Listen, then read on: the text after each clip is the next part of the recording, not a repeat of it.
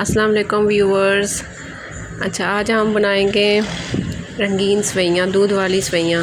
سب سے پہلے ہم دودھ کو بوائل ہونے کے لیے رکھ دیں گے اور دودھ کو بوائل کریں گے پہلے اچھی طرح، اور جب دودھ بوائل ہو جائے تو اس کے سائڈوں پہ جو دودھ آ رہا ہے اس کو بھی ساتھ ساتھ آپ چمچ کی مدد سے صاف کرتے رہیں۔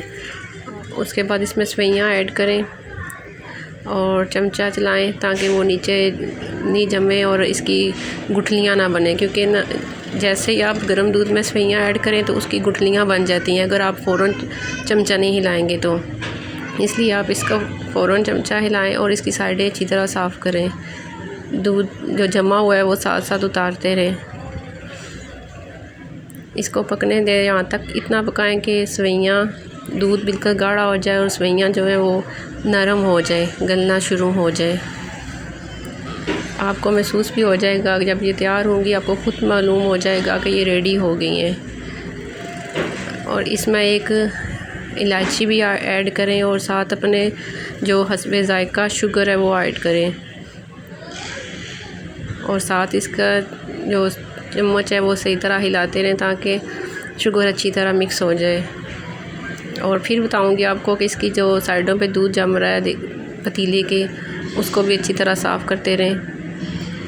اب دیکھیں یہ بوائل آ گیا، اب ایک الائچی ایڈ کر دیں اور اس کو اچھی طرح مکس کریں۔ بس ابھی آپ کی سوئیاں تیار ہونے والی ہیں۔ دیکھیں دودھ کو بھی بوائل آ رہا ہے، سوئیاں بھی اچھی طرح پک گئی ہیں، بس تھوڑا سا گاڑھا ہو جائے، سوئیاں تھوڑی سی اور پک جائیں اور دودھ بھی تھوڑا سا گاڑھا ہو جائے تو پھر آپ اس کو اتار لیں۔ سوئیاں اب آپ کی ریڈی ہیں۔ دیکھیں کتنے مزے کی ہیں، یہ دیکھیں دیکھنے سے بھی لگ رہی ہیں۔ اب کسی دن لبے شیریں بنائیں گے انشاءاللہ، اس کی بھی ویڈیو میں ایڈ کروں گی، وہ بھی اس طرح ہی بنتی ہے لیکن تھوڑا سا اس کا مختلف ہے پروسیجر۔ اب اس کو ایڈ کر لیں۔ نہیں بھائی، تیار ہیں آپ کی رنگین سوئیاں۔ اب آپ نے اس کے اوپر جو ڈیکوریشن وغیرہ کرنی ہے اس کو وہ آپ کر لیں۔